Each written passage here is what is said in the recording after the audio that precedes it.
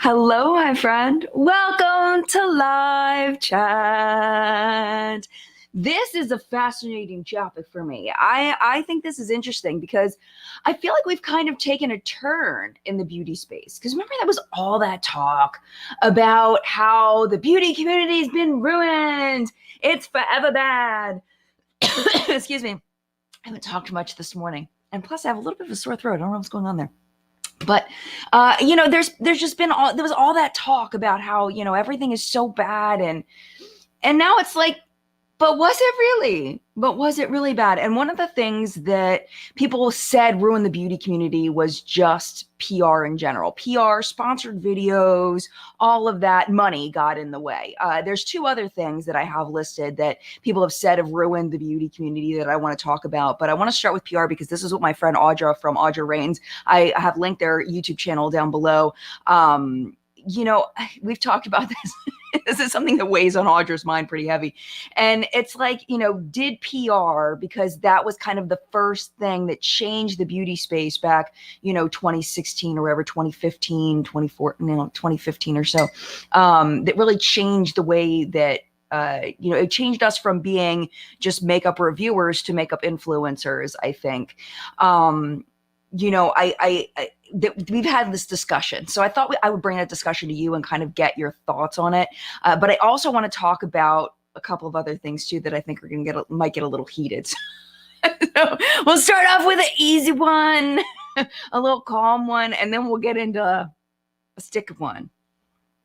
So, but anyway, before we get started, I do want to quickly say hello to the people that are here live in the collective brain of makeup awesomeness. Also known as the people that are here in live chat. If you're watching on the replay, they should be over yonder, hanging out, chatting. I always set it so that the chat plays on the replay, but if you click on the video not too long after it's rendered, you may not see closed captions, you may not see the live chat. It's just YouTube being slow. It's just, it's the way that it is. But they are there. I promise you, they're there. Hi, Donna Lee. Good morning to you. I hope that you are well. Thank you for being here. Hi, Carrie. Good morning. Hi, Teresa. And the rest of the moderators. My gosh, Teresa is getting snow, my friend. Teresa is already getting snow in North Dakota. Like, what? Are you kidding me? I saw pictures. I saw evidence. Teresa says, hello. Welcome back to live chat. I hope everyone is doing well. It is a cold one here. It's 16 degrees with snow on the ground.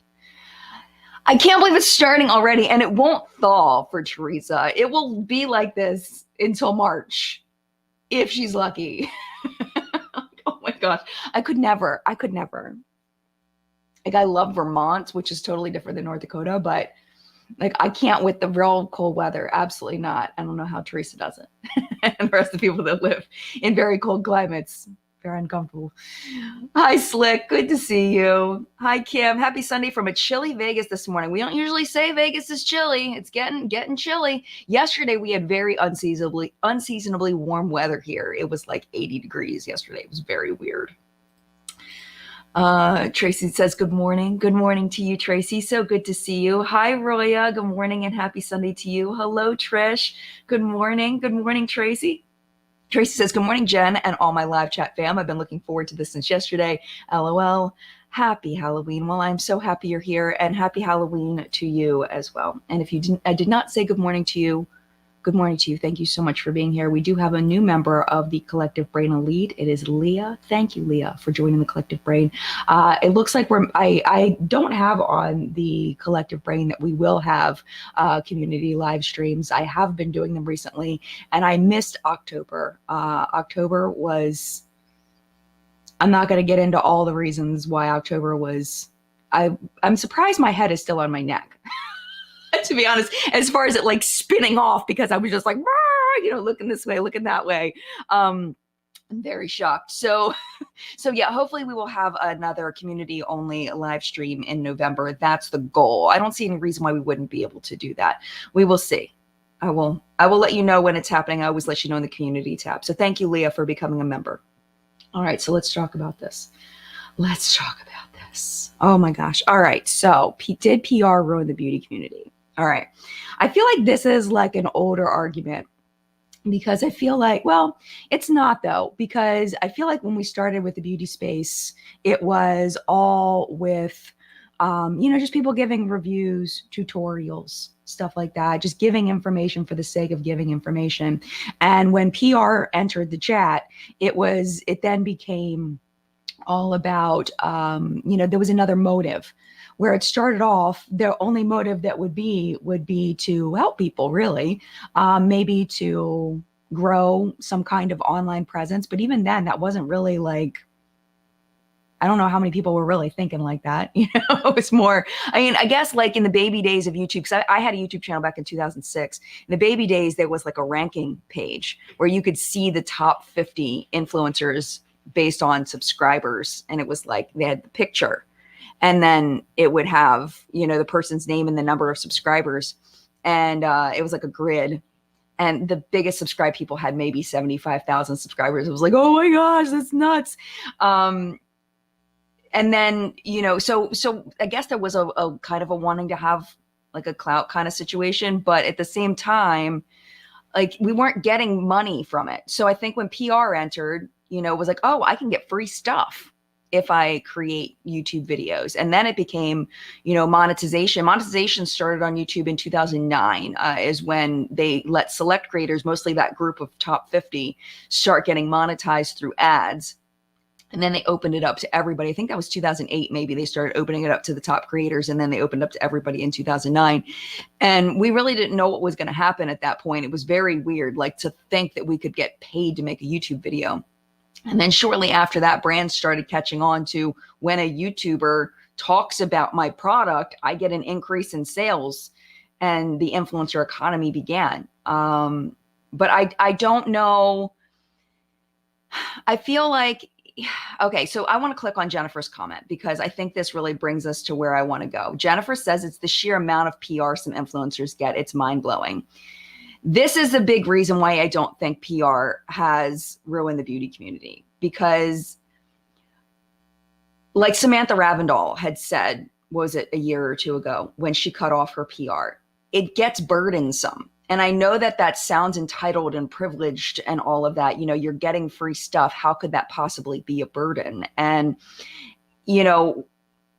it's the reason why I don't have my mailing address on my About page anymore. It's because I don't want companies spending their money, wasting money, sending me stuff that I have no interest. I don't think you'll even have an interest in looking at. Like, why, and then it accumulates in these boxes. And it's like, what do I do with it? Like, where does it go? And you have to figure out where it's going to go, because you only have so much, and you only have so much space for this stuff, especially if you live in a smaller space. I'm very thankful I have this nice big room that is just dedicated to my makeup stuff. It's a corner of my basement. So I'm very lucky to have the space, but a lot of people do not have very much space for all of this. And it's like, what are you going to do with it? And yes, you can, there's lots of things you can do with it, but it takes time to do that. And sometimes you just don't have time to, like, it gets overwhelming. So PR isn't always the blessing that it appears to be. And this is, Jennifer, a big reason why, is because there's so much of it, especially when they send, they'll send every shade of a range. And it's like, I'm going to use one, maybe two of those, and I have, 8 left over. Where do they go? It's just a lot. It's a lot to manage that you didn't necessarily expect. So I think that, PR is definitely, let me talk about the positive side of PR. So that's the negative side of it.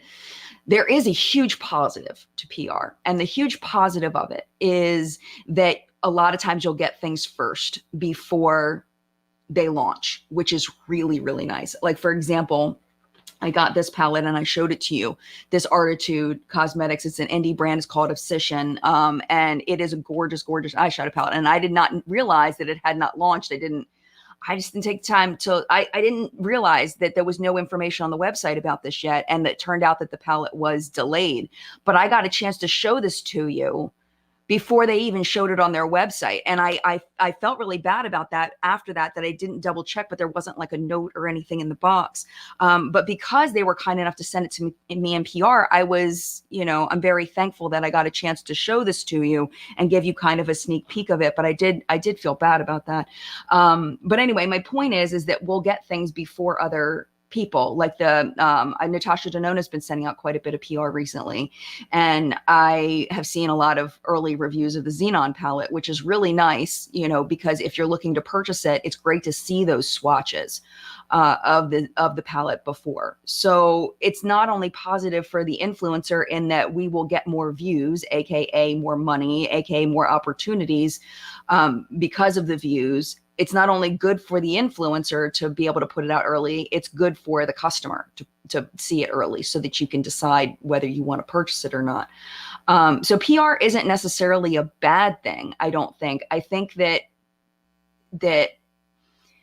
smaller influencers, when you haven't gotten PR and you're really trying to grow your channel, it is something that I reached for, that I really, really wanted, because that meant I didn't have to go out and purchase things and I could put up those early reviews. It was a huge benefit to be on PR lists, but it wasn't because I just wanted free stuff. You know what I'm saying? It's not about just getting free stuff. It's part of it, but that's such a small piece. And I don't think that that's the piece that twisted things for the beauty space. I think that it is the sponsored videos, if anything, not the PR, but the sponsored videos that can really make an influencer change their morals a little bit. The morals can kind of, get a little funky and like, oh, well, maybe if you're going to give me $6,000, maybe it is really good. You know what I'm saying? For a TikTok video, I'm just making this number up. I don't know what the real number. I've never done that. I don't know. I'm just guessing, if I talk about this Milani lipstick, lip gloss, they're going to pay me $6,000 and I don't like this lip gloss, but $6,000, it's great. It's fantastic. And I think if anything, ruined makeup reviews, it was that. It's the sponsored videos and undisclosed sponsorships that lead customers to making poor purchasing decisions based on an influencer that was paid off to promote a product that wasn't good. For clarity, this was sent to me in PR. I do really like it, but I am not being paid to tell you about it. I just got sent it in PR.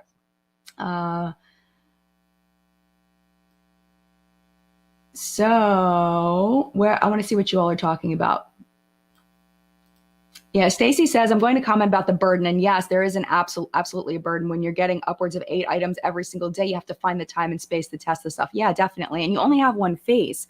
That's the thing, is you only have like so much time to test all of the products. So you have to really pick and choose. And that's why the Essence thing was really weird. I'm on Essence PR. They did not contact me to try to do anything sponsored or anything like that. I don't know anything that happened on the back end with any of that. But I am on Essence PR. I enjoy being on Essence PR. Hopefully I get to stay on it. But that was weird that so many influencers were doing like full face of Essence all at the same time without saying that it was in any way like sponsored or, that they were making money off affiliate links or anything. It was weird. It was really, really weird. Yeah, that was odd. Like what is happening? Because the reason why it's so odd is because some of these influencers are getting those 8 boxes a day. How did they all just pick Essence in the same week? Like, was it really that appealing? You know what I'm saying? Like, it used to be like with like Too Faced Sweet Peach when that came out. Of course, we're all going to review that because that's the thing everybody's talking about.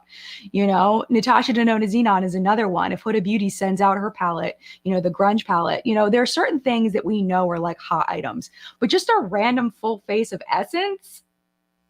Girl, like, what is that? What is that? Why would anybody? I don't know. I honestly don't know. So I don't know how they picked out of their 8 boxes a day to all review Essence at the same time. That's why it was fishy. But this is the thing. This is what's weird. And it kind of goes with the Sunday Rally video that I put up on Friday. It's like Essence really does make good products. They genuinely do. Like, why would we go that route? Like, just tell them, make sure they say that it's sponsored. Like, I don't know. Like, I don't have any proof that they were sponsored. Let's just be clear. It's just odd. It makes me side-eye things a little bit. Like, what was that? I don't know. It's very weird. I'm scrolling all the way down. Oh, there's Audra. Yay. Audra's here. I saw you, my friend. Where did it go? There you go. Oh, you're putting up curtains. Audra just moved to their new place. So putting up curtains, nice. This is your topic, my friends. I wanted to talk about it. And I agree with Audra. We've had this conversation about, PR did not ruin it. I think that it's just one thing that Audra said to me that really resonated with me was that if you're a cruddy person, PR is not going to ruin you. You were already like that. If you were a good person, and you're an honest person, PR is not going to ruin you for the most part. It's just not, that's not going to be the deciding factor. Let's just say that. It's just not. Yeah, exactly, KTP. It sucks that that's how Essence thing happened because I love many of their products. And again, I have zero proof that they paid these people and didn't disclose. Zero proof. I just find it very odd. So I don't know. Yes, and I did see this. Marianella says, especially if the influencer said one thing before and then changed their mind afterward once it's sponsored. I think I might have been watching a T-Spill video maybe where she was talking about Michaela, that she had said that she didn't like a product. Oh, it was the Essence. It was a T-Spill video and it was Michaela and the Essence Foundation. She said she didn't like it. And then now the video goes up in that whole round of Essence things and she loves the foundation. It's like, girl. Like if you watch Michaela for entertainment and you like her as a person, like I totally I think that's fantastic. But me personally, I would not recommend anybody take her advice, like straight up, as far as whether a product works or not. She's done this multiple times. This is nothing new. It's just, okay, Kathleen Lights did one, but she was sponsored by them. Gotcha. Yeah, Audra says at first, PR was exciting, but then it became stressful for me. Like, this isn't my full-time job, so I just don't have enough hours in the day. Yeah, definitely. Absolutely. Do not have enough hours in the day. I just sent Audra a box, and I was like, okay, I'm not trying to overwhelm you with stuff. Is there anything that you would like for me to send you from my PR stuff? Because I don't want to send you things that you will not use and you do not want, and they'll just become clutter for you. I don't know if you got it yet or not. Hopefully you got it. I don't know. Might have said it's coming early next week, I hope. But yeah, so that was the first thing is the big takeaway from that is I do not think that PR ruined the beauty community in any way. I think cruddy people were always cruddy people. Nice people will continue to be nice people. And I don't think PR is the deciding factor, but I do think that, a lot of people have a price tag and, a sponsored video that can really make you question your morals and be like, well, is it really that bad? I will tell you though, just to be clear, I have turned down quite a bit of money from things like Best Fiends, the game. They pay very, very well. I don't like that game. So I did not accept that. Different things where people wanted to pay me and I was just like, that does not fit my vibe, my friend. Absolutely not. I get weird things too, but the ones that come through that are a lot of money and but it's not anything I would ever want. The devices, some of the devices companies, they will pay quite a bit and I'll try the device and it doesn't work. And that happened this year where I tried a device and it didn't work. And I feel weird, I don't want to call them out, but it didn't work for me. It doesn't mean it won't work for other people. And that's why I don't really want to say, I don't want to put them on blast. They were very nice about it, but they sent me the device. I couldn't get it to do anything for me. So we didn't end up doing the sponsorship and I lost a lot of money from that. But it's just what, this is the thing is influencers have to decide whether they're playing the short game or the long game. The short game is let me collect as much money as I can. The long game is I'm going to take care of the people that watch me so that they continue to watch me and continue to trust me. And that's the game that I've always played. I don't think it's as beneficial because I think in the end, if you are entertaining enough, people will watch you whether you're honest or not, which is really kind of sad. But that's just the way human nature is. And I have learned you cannot change the world. You can only change yourself. And yeah, I think that's pretty cruddy when I see really honest influencers not growing and not doing great. And then I see people that are obviously not honest doing super, super well. It's a little discouraging, but it is what it is. I think that as an individual viewer, we just have to decide for ourselves who we trust, who we don't trust. And it's not up to anybody else to decide that for us. Hi, Lenge. Lenge, hopefully I said that correctly. I got kicked off a few PR lists throughout my career as a content creator because of being myself and giving a real review, being honest. I feel bad for a minute, but I'm not changing who I am. Yeah, absolutely. And I feel like, we kind of have that same moral compass in that, we decide we want to be ourselves and we're going to give real, honest reviews, whether we get it in PR or not. And I think that's really important to maintain that trust and play that long game. And develop that I want to say relationship, but that level of understanding that when you come and you listen to what I'm saying, that I have thoroughly tested something, that I have, and if I haven't thoroughly tested it, I'm telling you I haven't thoroughly tested it. If I feel like it doesn't work for me, but I feel like it can work for somebody else, I'm going to say that. I think that all of that's really, really important. And being true to yourself is extremely important, because no one on the whole of the internet is ever, or whole of the world, just in general, is ever going to be you. You're the only you that will ever exist. So going against that is just not a good idea, especially if you're trying to copy somebody else. It will always come off as cheap. When you're trying to copy someone, you have to, if you're taking inspiration, you have to add your own twist to it. You can't just copy somebody else. So being yourself, like you're saying, I think is crucial and important to even if it doesn't matter the number of subscribers or followers you have, those are still individual people. Even if you only have 5 people, those are people that matter, that have money that they've worked hard for. And it's important to take care of those people and not lie to them. So I'm glad we're on the same page on that. We both agree. All right. So let's go ahead and move to the second topic, because this is the one that's a little bit something. So if you go to Google right now and you type in ruin the beauty community, just ruin the beauty community. Google, fill in what ruined the beauty community. The number one thing is the Tati, James, Jeffrey, Shane drama. That is what people credit for ruining the beauty community. And I wanted to talk about that for a little bit, because I feel like it felt like that at the time, but I don't think that was a permanent thing. The more we're on this planet, the more we see things circle. The things go up and they go down. There's drama and there's no drama. There's trends that go around and around and around, right? And beauty community is never going to die, is what it comes down to. It's never going to die, because there will always be people that enjoy these kinds of products, that enjoy makeup, enjoy hair care, enjoy skincare. There are always going to be people that need that stuff and want to have an educated purchasing decisions. There's always people that are going to be wanting to learn about makeup techniques. It's never going away. Therefore, the beauty community is never going to go away, ever. It may evolve and change and do different things. And I feel like that's what we did after that drama, when everybody said the beauty community is dead. That's what happened, as we all kind of evolved. Now, one thing I do want to say is that I think that the era of the massive beauty creator on YouTube specifically has not come back since then. Even the people that were massive back then, pulling in hundreds of thousands, but millions of views per video. Just a video, like nothing, like unboxing something. Like it wasn't even like, oh, something happened to my computer for a second.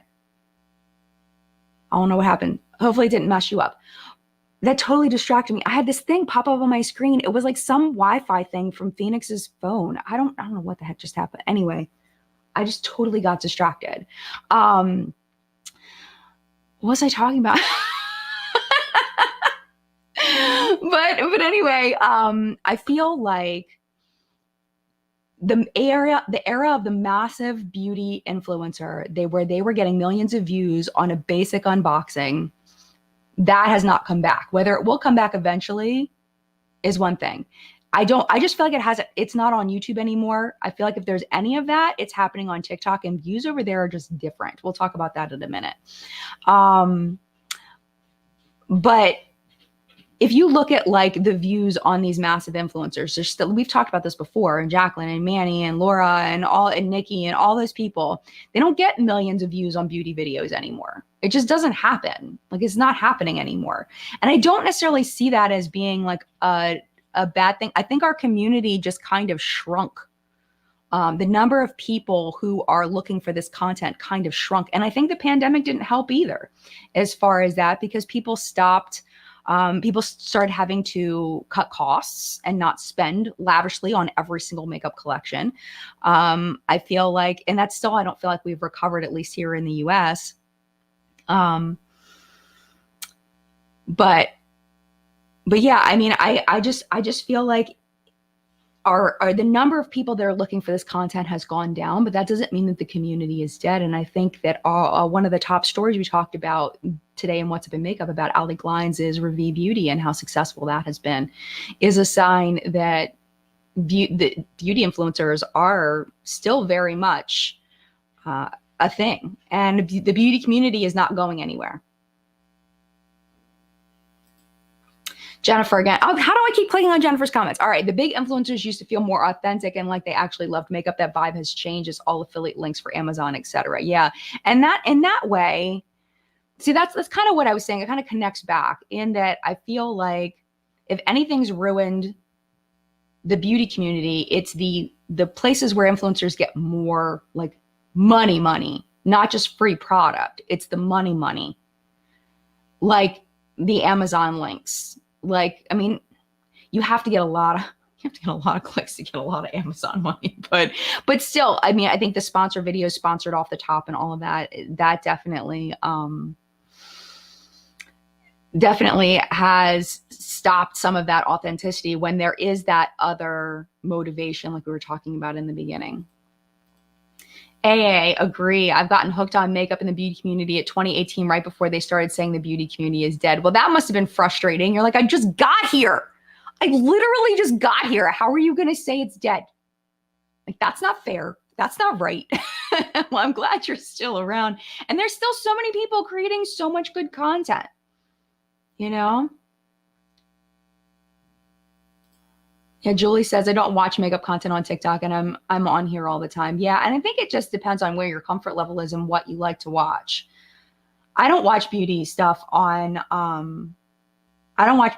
TikTok. I watch other things on TikTok. I watch baby videos. I watch like little babies walking around talking and stuff because I think it's cute. You know, I watch all those kinds of things.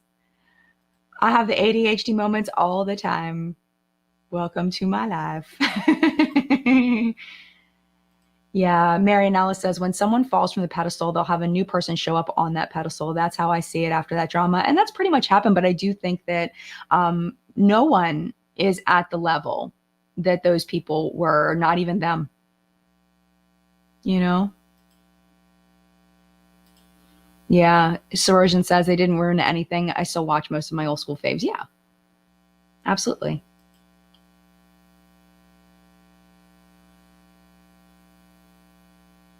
All right, let me scroll down a little bit. All right. Oh, Pam says, I miss old school YouTube. I don't. I don't. And I put this in the, I know that's so bad. You know what? We're all different.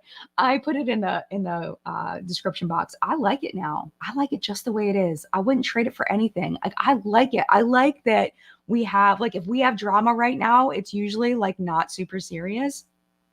I like that. And I like that, you know, they're just good. There's so many good people. I think that really hit home when I went to that Creators and Friends trip in Charleston. And I hung out with all of those beauty creators. It's just like meeting them in person. It just gave me even more respect for them as creators. Just really, really cool people, you know? And knowing that they are the ones, you know, that are gathering the following and gathering the trust. It really warms my heart, you know, that it's the good people. So I don't know. I like it the way that it is now. I feel like we have a really solid group of mid-sized creators that are crushing it. and doing amazing. You know, I don't know. I like it now. I do. I have to say I do. I think this is my favorite era of the beauty space. Genuinely. Genuinely. Yeah, Danielle says people still buy off of influencers. If Alex Earl shows an item, it's sold out for months. Yeah, that's the TikTok thing. And TikTok is weird, man. We'll talk about them after the break. We'll talk about TikTok after the break. That's my third point. Was the other thing that ruined the YouTube beauty community is TikTok. And I don't agree with that either because I feel like it's we'll talk about it after the break. But I don't think that's it either. I don't. I genuinely don't. Yeah, way more transparency these days. And I feel like mid-sized creators are extremely aware of how important it is to be honest and to give really good information. We've seen what's happened when you are not honest, and we do not want to be part of that. And also, we like where we're at. We like our audience. We like the number of views we're getting. We are happy where we are. You know what I'm saying? I think everybody would love to have more opportunities and have more subscribers and have more views, but a lot of us are just fine. Like we're fine. Like we're doing great. Like we're cool. We're cool with the occasional 100,000 views, which is like, yay, you know what I mean? There's so many of us in this like this era of this like between, 5,000 views a video to 100,000 views a video. There's so many of us. And I love it. It's such a great group of people. It really is. All right, let's take a little break. And we are going to talk about what is on my face very quickly. So I've really been enjoying kind of digging into my stash, especially for days like live chat, to bring out things that I haven't used in a while.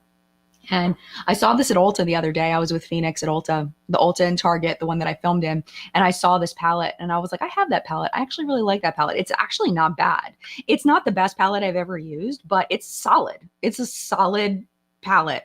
I use this shade right here in my crease just to kind of deepen it up a little bit. I want to do something super light. And then so this is purchased. And then all over my lid, this is PR. This is the ColourPop Shadow Stick in...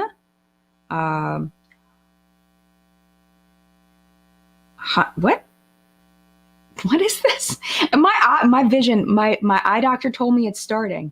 I had to make a choice with my contacts. Do I want to see better close up or better far away? And she was shocked that I said better close up. I said, because of my job, I want to see more details close up. All right. So this says Honey BB Metallic.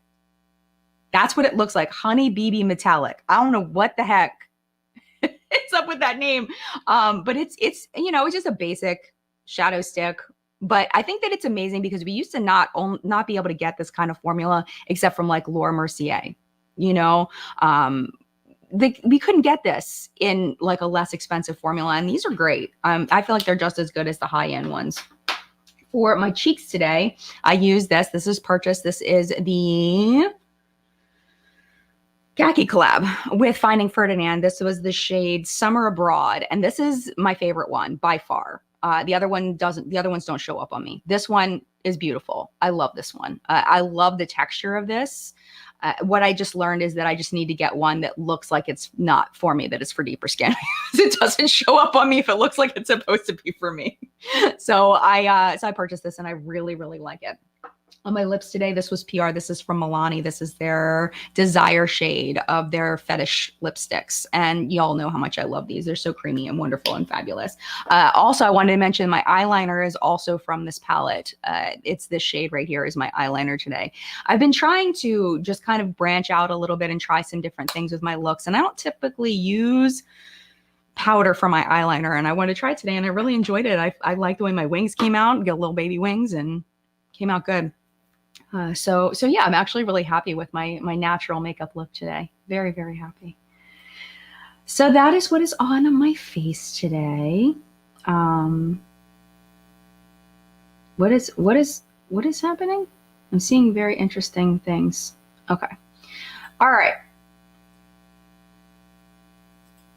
Julie says, legitimate question. I always use more than one palette. Does anyone use just one palette for your look? I do. And a lot of the reason why is because I'm trying to see, like, it's for review purposes.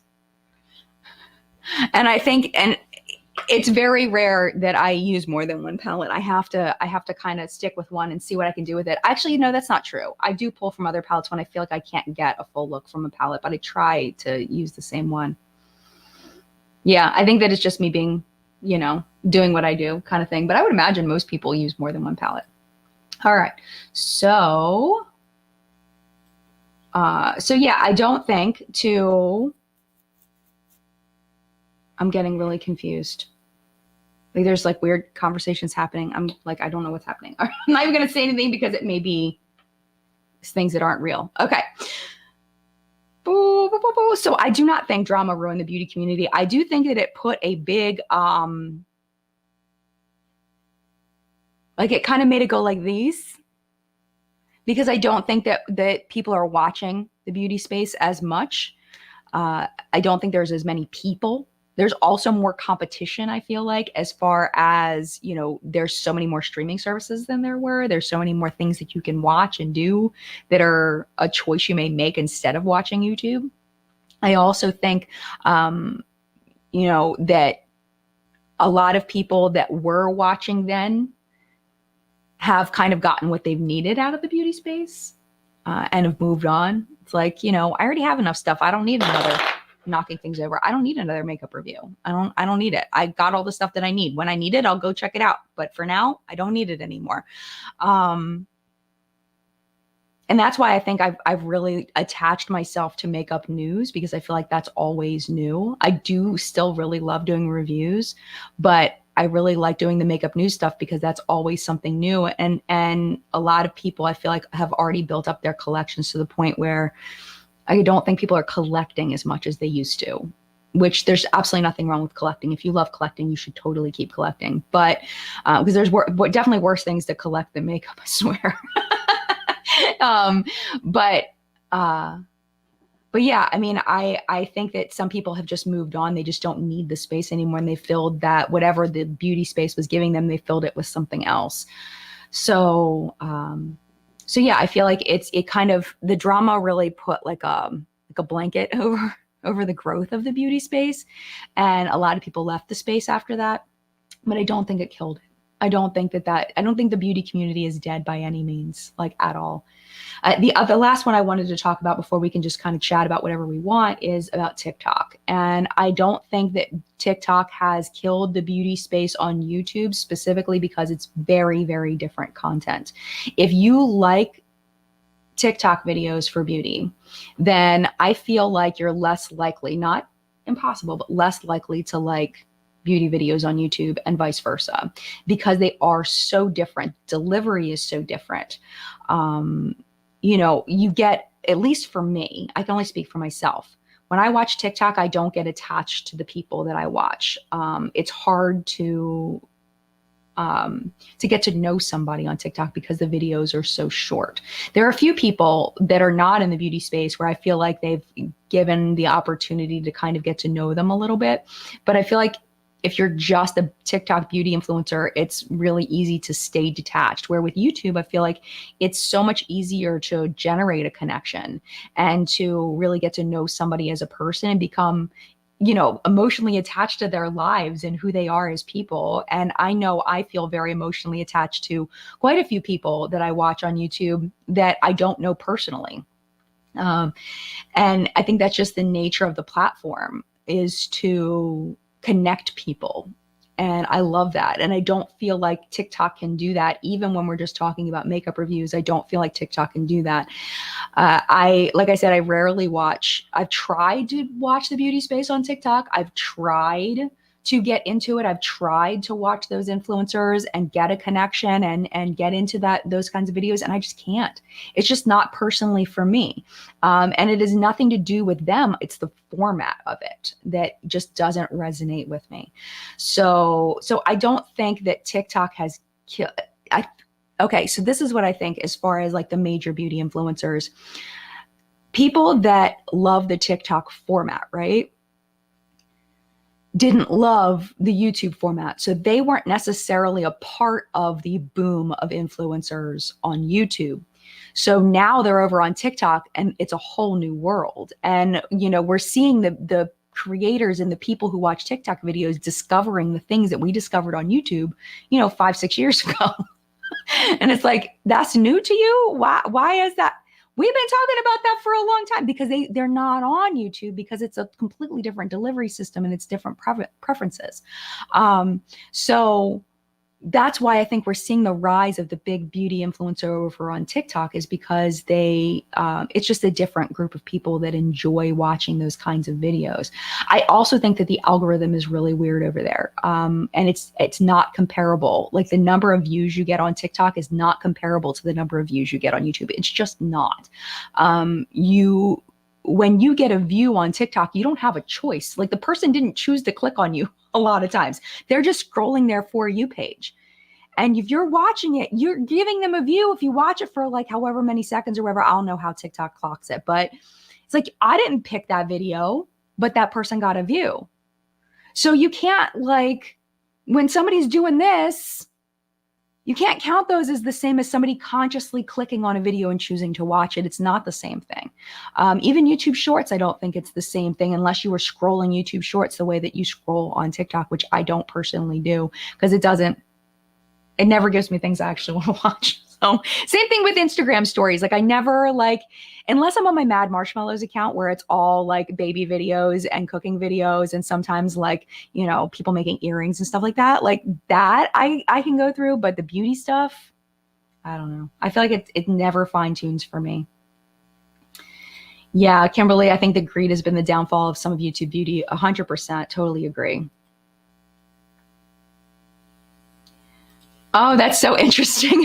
Yeah, YouTube has changed things where you can see they're changing the whole display down there, where if you hit the subscribe button, it gives you like a little celebration thing. And also it will, it's showing the views it should show the views ticking up, and also the thumbs up ticking up as you're watching. By the way, if you're enjoying, you can hit the thumbs up button if you would like. It really does help share it within the YouTube algorithm if you enjoy. Okay, Brittany, I prefer long form content. I love putting on videos while working. Me too. Exercising, getting ready, cooking, etc. TikTok has me scrolling and scrolling. Scroll culture scares me. I like putting on long form content too. And this is another thing that Audra and I have talked about quite a bit, is that I feel like with YouTube, people are more listening than they used to, which doesn't lend itself to some of the content that we used to do. I mean, I used to do swatches where I would, put my arm under the camera and I would put on music and I would swatch. That's not really what people are interested in watching anymore, because it's too long to sit there and look at something because you got stuff to do. So that kind of content, at least for me, stopped, people stopped being interested. I would notice in my graph, because YouTube has some amazing analytics. You can see a watch time graph, and you can see dips when people dip out or skip a section. You see dips. So it either will go like this, which means people just dipped out on your video altogether, or you'll see it go bloop, bloop. And it means some people just skip that part. And what I noticed was, when I started doing those swatch videos, that it would get like a small, not a big dip, but like a small dip in the swatches, where people would hear the music and they'd be like, I'm not getting anything out of this because I'm off doing something else. And they would skip and then go to when I started talking again. So I think that what you're saying is really important, Brittany, and that I think a lot of people are just listening. They're doing other things and they're keeping their ears busy and not necessarily their eyes. So I think that that's changed a lot of the kind of content that we're creating on YouTube too. Like, for example, I just put up that video last week about Sunday Riley, the history behind the fake review scandal, a little history of the brand and all of that. And I really loved making that video. It was very enjoyable. People were a little bit confused about that video and why I'd created it. Why are you digging up old drama and all of that? And it's because I wanted to tell a story. It's the same reason why I did that history of eyebrows video. I wanted to tell a story, and because I feel like I personally enjoy those videos right now of listening to stories. And, it's really funny how I feel like people are really hard on me on some things, where I see other influencers doing the exact same thing and nobody says anything to them. Like, they're doing like really well doing it. And it's like, are you saying that same thing about, digging up old stuff when people do the history of so-and-so brand?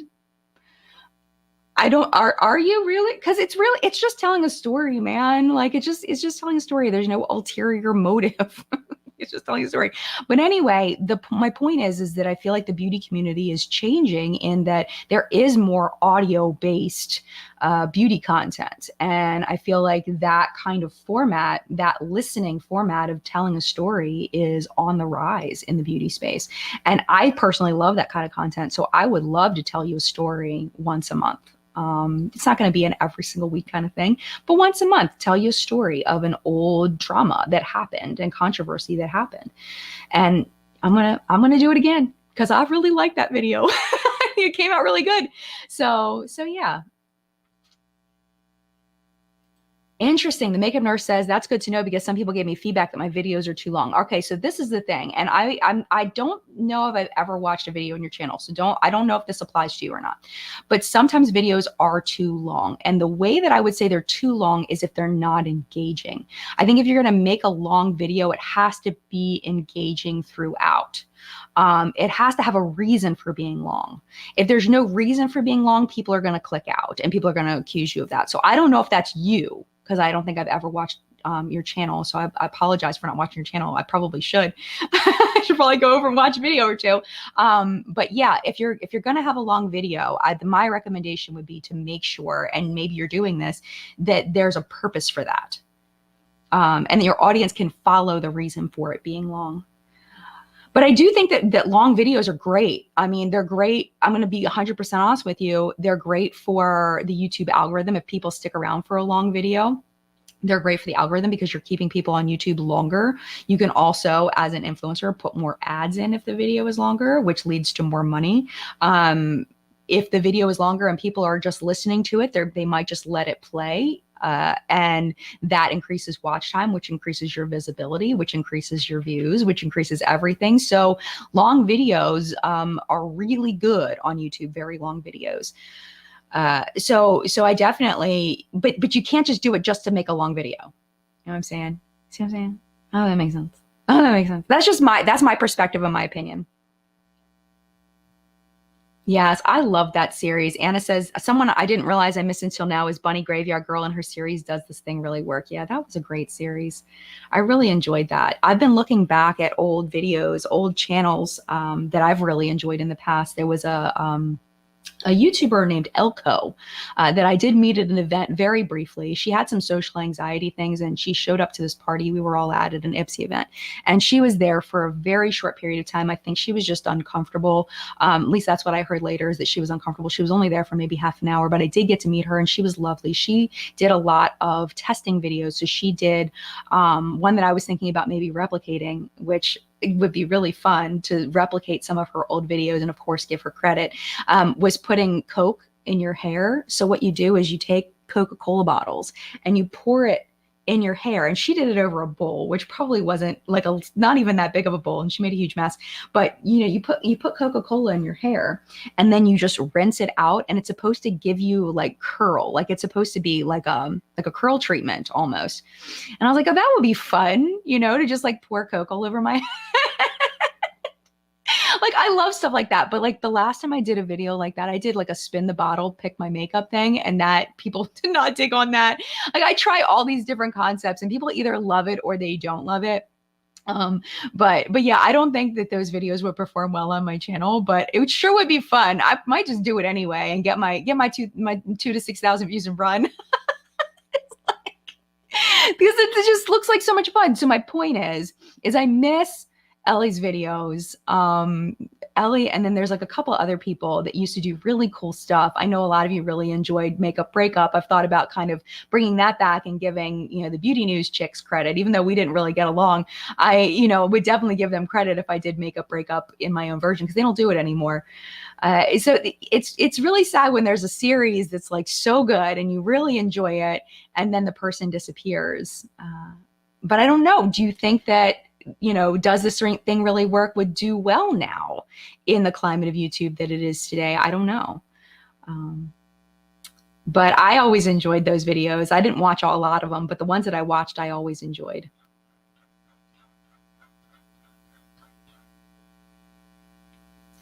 Yes, Pam, it makes the curls because it's sticky. Exactly. Thank you, Kristen, for loving my spin the bottle video. I had so much fun with that. I enjoyed it. I accidentally clicked on this one. But Bailey says that she loves long declutters. And I have thought about I need to do a declutter really bad, but I personally don't love decluttering on camera. It's very vulnerable space for me. Decluttering on camera is like, it's like showing your underwear drawer. Like it's, it's like almost like it's so private, like look at these old ass products that I still have and look at all of the waste that I've created.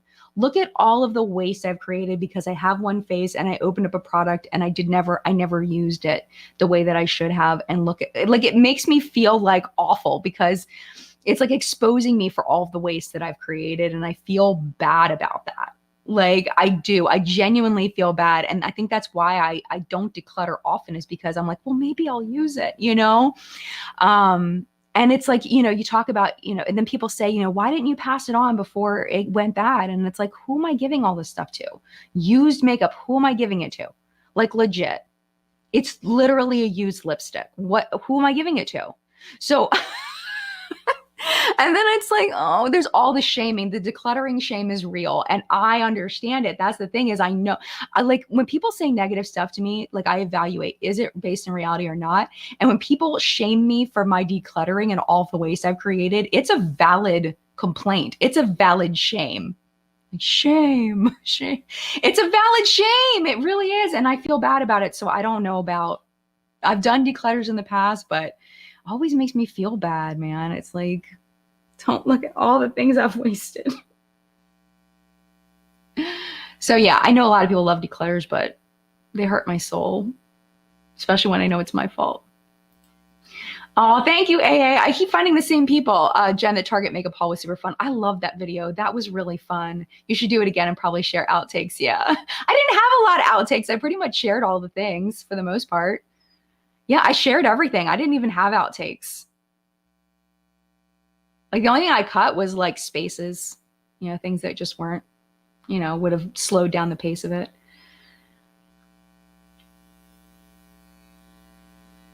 Oh, Allison says, I don't like the weird noises in a declutter video. 40 minutes of packaging, clicking around. Some people love that sound. I like it. I like that sound, but I know that some people don't like those sounds. I'm with you. Yeah, KHC says, on the other hand, this is what you do. I think it's just part of the job. I hope you don't feel bad. Yeah, it is. It is just part of the job. It definitely is, but I still kind of feel like icky about it, that there's so much waste. But what the way that I kind of try to justify it when I think about it is that, I'm trying to help people not buy crap. So if me wasting one thing stops people from, even, 10, 15, 20, 50, 100 people from buying that thing and wasting, then my one thing, maybe that justifies my one thing that I wasted, Oh, thank you for loving my Stitch Fix videos. I love them too. Yeah, I got a comment the other day. It actually really bothered me. It really bothered me. Like sometimes things really hit me and they were like, they're saying that I shouldn't make the Sunday rally video. I should not do something old. I should innovate. And it was like, do you know all of the things that I have invented here on this platform? Makeup news, that was me. Talking about ingredients, that was also me. Like I've innovated a lot of times. Thank you. And, I've created tags. I've done all these, like, it was just weird. And it was really upsetting. I was like, I've innovated so many times. And also, this is not an innovation. There are literally, 3 or 4 other creators creating these videos. Like, I know it's not an innovation, but I liked making it. It's like, if you don't like it, you don't have to watch it. That's okay, So yeah, it's weird how, the perspective of a viewer is very different from my personal perspective. It's very odd. Yeah, Audra says, don't try to justify it. I don't go to your job and point out the ways you waste. Don't do it to me. Thank you, Audra. Thank you so much. You're absolutely right.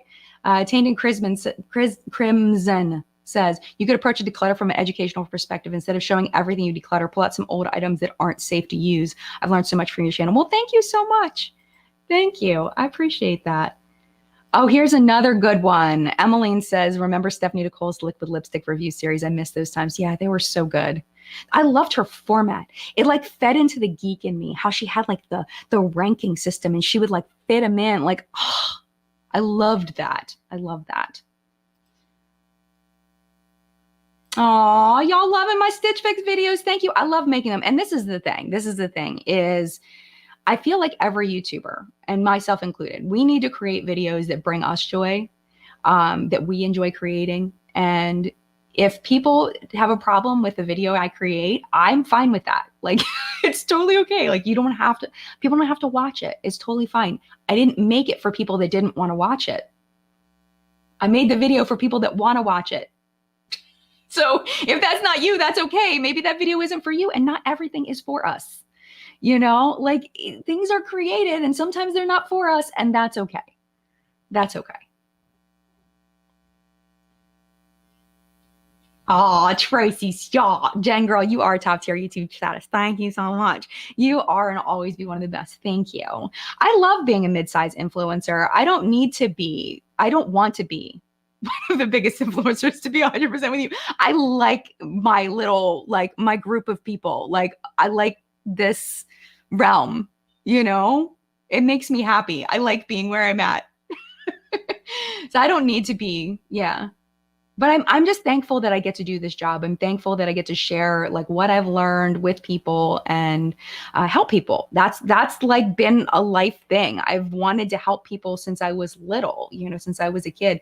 There was this one time, I think if I told this story before, that my friend Bobby, who we weren't even that close in first grade. I think I have told this story before, that Bobby was out. And this is me from a 6-year-old's point of view. Bobby was out. Bobby was sick for like 3 weeks, something like that. He was sick for a really long time. I don't know what happened, but he came back to school, and my teacher, Mrs. Crisp, who I hated, she was mean. She was old and crotchety and mean. And she was like the stereotypical, at least from me as a 6-year-old perspective. I don't have any other perspective than a small child. I thought she was really mean. She gave us a lot of worksheets. So she hands Bobby this stack of worksheets that I just remember it being huge. And I went to Mrs. Crisp and I said, you can't do that. You can't make him do all of that work. Was she going to actually make Bobby do all the work? I don't know. But I was very upset and appalled that she was going to make Bobby do all of his makeup work. She probably just saved it for him so that he could catch up. And she probably wasn't making him do all of it. But I was horrified. And I walked up to Mrs. Crisp as a 6-year-old and I said, you can't do that. That's not okay. Because it bothered me. It bothered me so much. I did something similar in my dance class when I was, younger. Like, I've always been somebody that has wanted to help people. And I was I was a special education teacher. Like, I've always wanted to help people. So my point is that is kind of who I am as a person. And I love that I get to do that through this, even though it's not as serious as, being a teacher. It's still something that I get to do. And I'm so thankful that I get to do this for a job. I'm so thankful. And the only reason why I get to do this for a job is because of you. So I really appreciate you so much, more than I could ever express. Y'all are awesome. So I'm glad that I get to give something to you. You get to take something from me, and we get to be in a great community together. And I love it. I absolutely love it. Jilly says some people are just unnecessarily negative. I don't really care about old drama, but it was an objectively good video. Well, thank you, Jilly. I appreciate you. I watched it. People need to relearn that if you don't have anything nice to say. Yeah, absolutely. I think so too. And, not everybody's going to be interested in every story that I talk about. And that's fine. Like, that's totally fine. So, that's fine. But I'm glad you liked the video, and I'm trying to give more than just the drama. So I did some research on the history of Sunday Riley, and I found it very interesting. It's a very odd story, though. I found it a little odd, the story that she tells about her history. It was it was a weird story. But who am I to say it's not true? Who am I to say it's not true? It could be true. Like, I wonder if that really happened. but anyway, I tried to give that as well. I don't like to, I wanted to be more than just a rehashing and talking about what happened. So, and I'm glad you enjoyed it, Julie. That makes me happy. Yes. You know what? I don't remember my personality type, but that sounds right. I am an E though. I am an extrovert. I know that. I think I'm an ENFJ because I am very extroverted.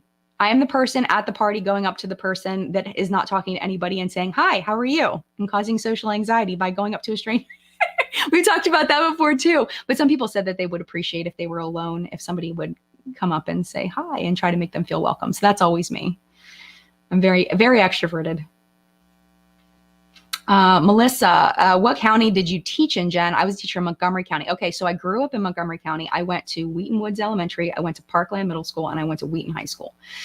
For when I taught elementary school, I was in Baltimore County. So I started at Baltimore Highlands Elementary, which is a Title I school, and then I switched to Westchester Elementary, which is a more middle class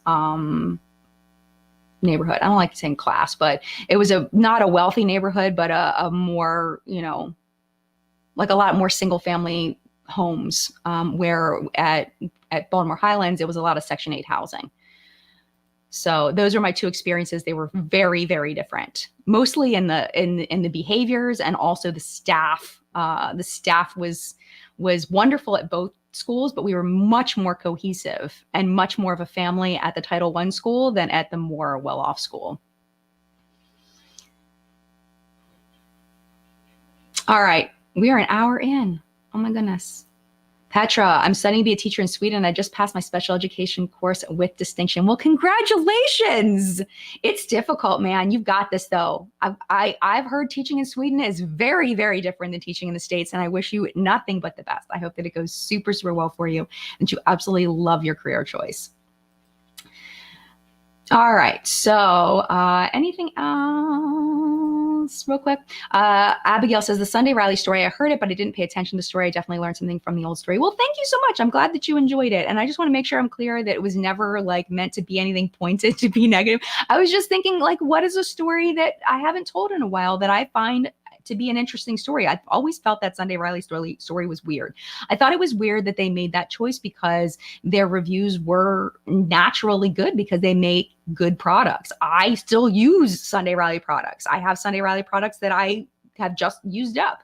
I really enjoy their products. So I was surprised when they made that choice. And if you look at the court documents from that, which I didn't see until after I had already filmed, but it talks about them trying to get from like a 3.5 star review to a 3.8 star review. Like it was that kind of situation, which the other thing I found interesting is in the comment section, a lot of people are saying that they currently work for companies or recently work for companies that did that. So this is something that is a continuing problem that I feel like we need to be aware of as consumers. So I feel like that was another reason that was important to bring it up, is to have that fresh in our mind, especially as we're going into the holiday season, to, when we're purchasing more naturally, to take those online reviews with a grain of salt. So yeah, that's kind of where I was coming from with that. I'd forgot for a second. I did not say thank you so much to the moderators for being here. I missed that. I'm so sorry, Flory. Thank you for being here, Flory, and moderating chat. And thank you, of course, to the rest of the moderators for being here. I appreciate you. Y'all are amazing. And I'm going to pop off here and go chill because I need some chill time. Have a wonderful, wonderful rest of your day. Next week is going to be Favorites and Fails Countdown on Friday, and then What's Up in Makeup as usual. Next week's live chat will be at 5 p.m. Eastern Time. This is the way that the November and December are going to work, at least as of now. At 5 p.m. on the 5th of November, 10 a.m. on the 12th of November, 5 p.m., on the 19th of November, 10 a.m. on the 26th, and it's going to go back and forth like that up until the Christmas and New Year's holidays. So we're going to do back and forth. Next week will be 5 p.m., 10 a.m.